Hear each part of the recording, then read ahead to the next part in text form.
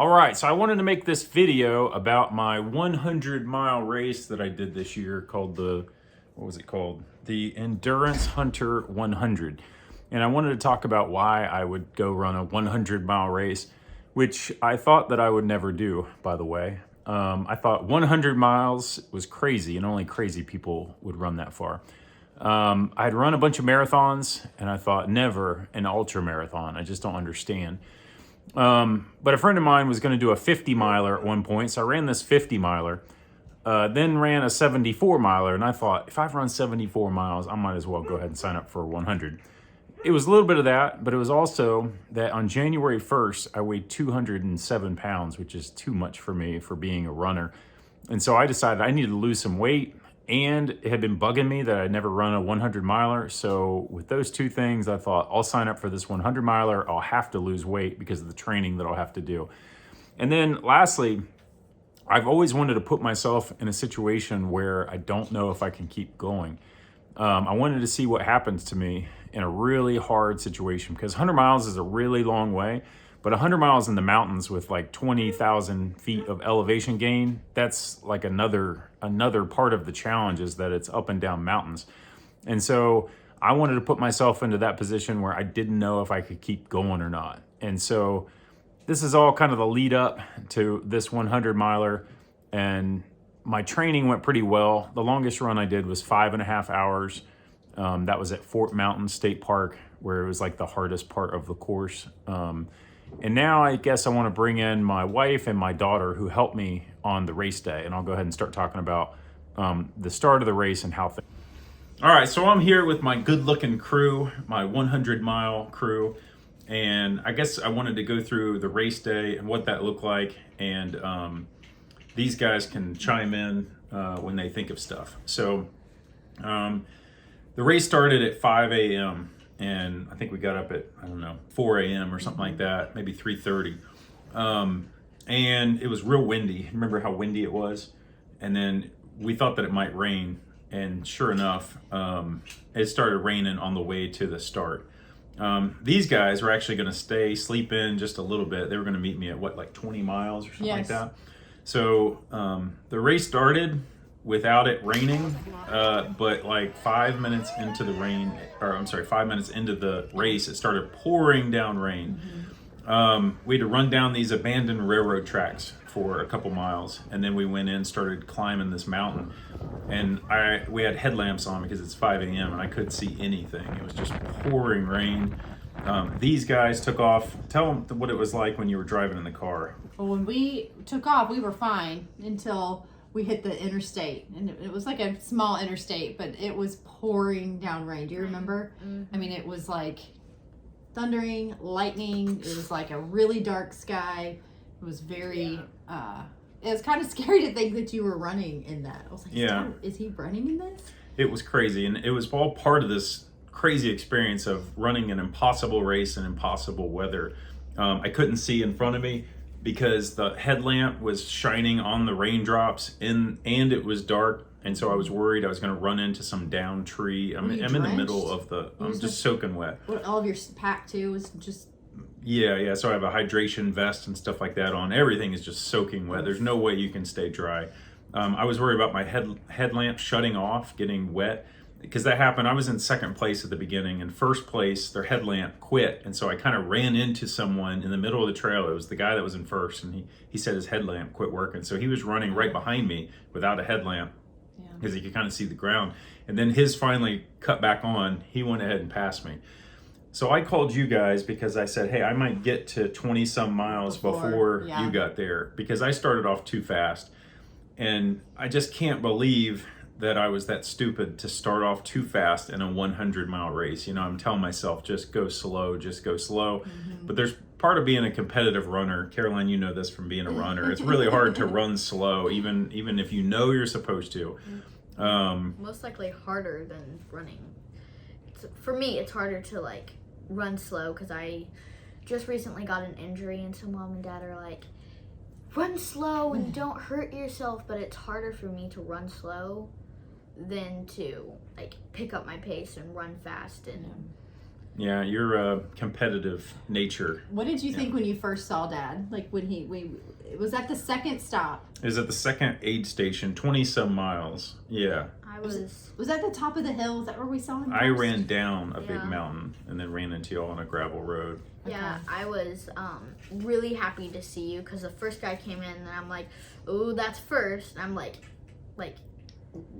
thinking I'm gonna like count and see where you are, but then here comes Dad, like only like 2 minutes after this dude, and I'm like, it was packed. Right like yeah, there. to pull over and stop. It Like was a like mountain road, like a Yeah. gravel road. there was like no room, and it was all washed out from it being so wet. And you guys had never crewed anyone No. in some ultra marathon, so this was just a first time experience. But that was crazy. And remember, you had to run down the hill because I had to park so far away, and I didn't know what to bring. I didn't have all the right stuff.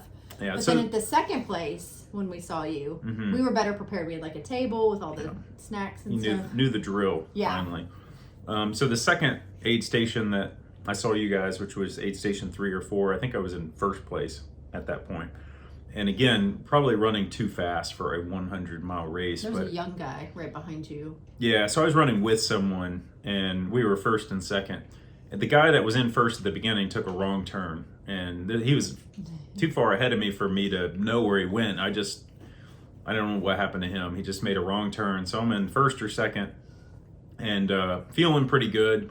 I did have this feeling I'd gone out too fast, but these guys were so helpful, giving me everything that I need. And one thing that's weird when you're running an ultra marathon is you don't really know what you're gonna want until you're there. It's kind of frustrating too. For you guys, Yeah. because you can't prepare exactly unless I had service and I called you and said, Yeah. hey, can you get this ready? We had like a trunk full of stuff, like a Snacks, chair, waters. I remember one time he came in, soup. and I remember one time he came in and I was drinking my Dr. Pepper, and I really it's very special for one of us to get a Dr. Pepper, and he's like, oh, Caroline, give me that. And so you go, I'm like, no.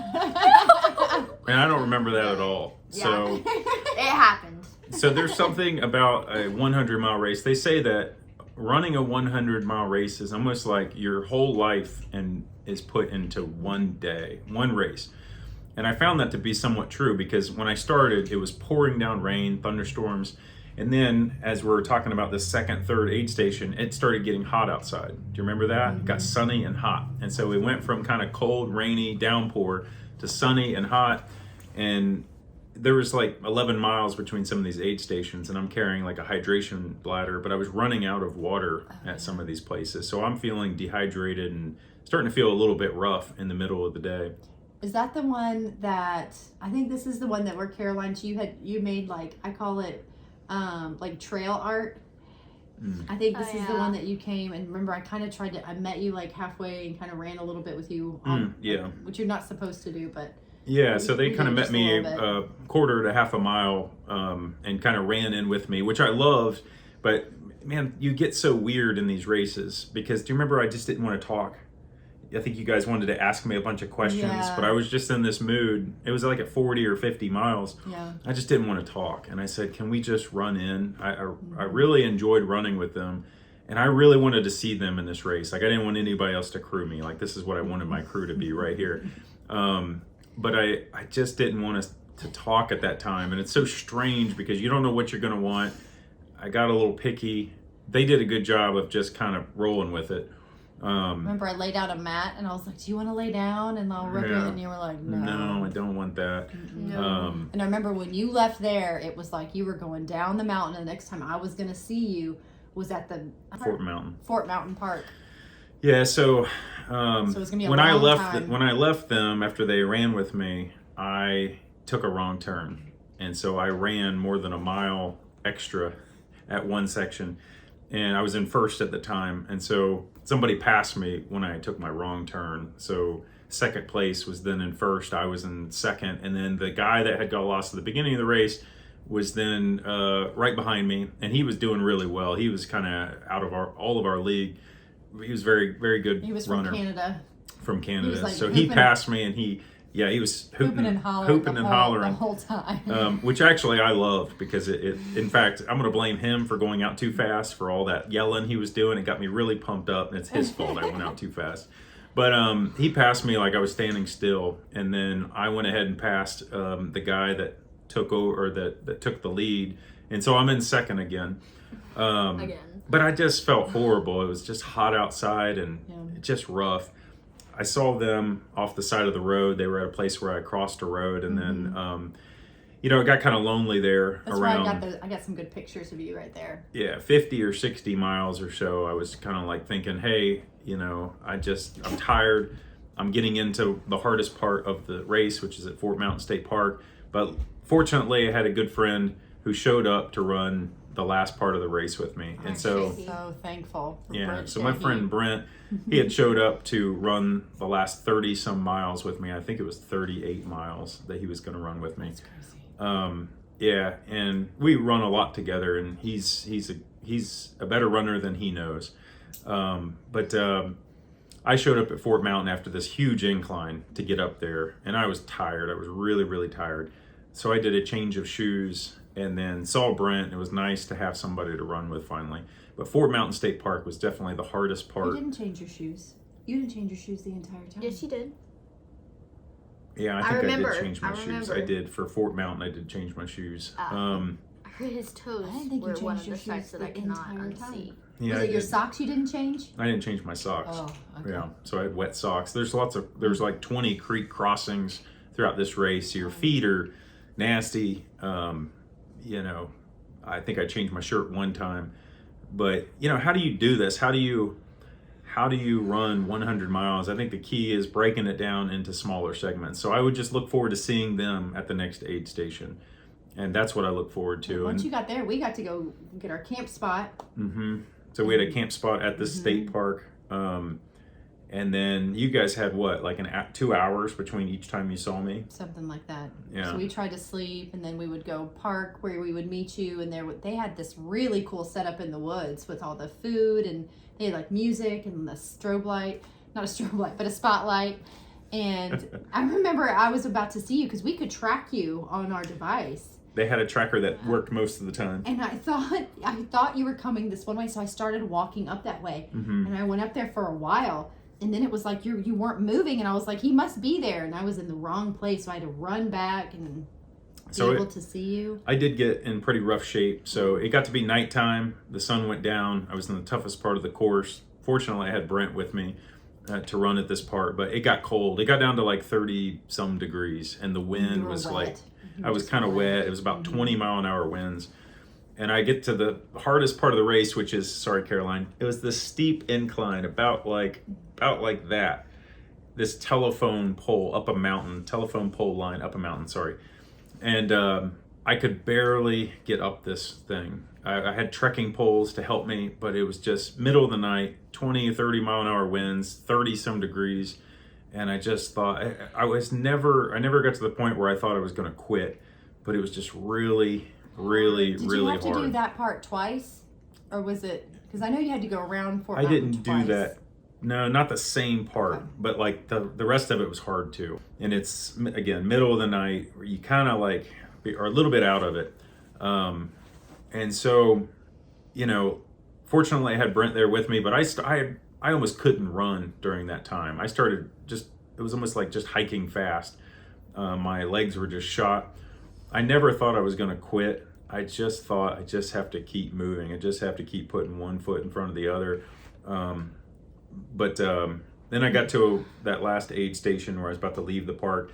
Oh, and a guy had been following me. I was in second place this whole time, and I get to about 80 some miles, and some guy from Japan was just closing in on me, and I knew that he had run a whole lot of different ultra marathons, and I just thought he was going to catch me. And sure enough, at 85 miles or so, he caught me, and that was really tough.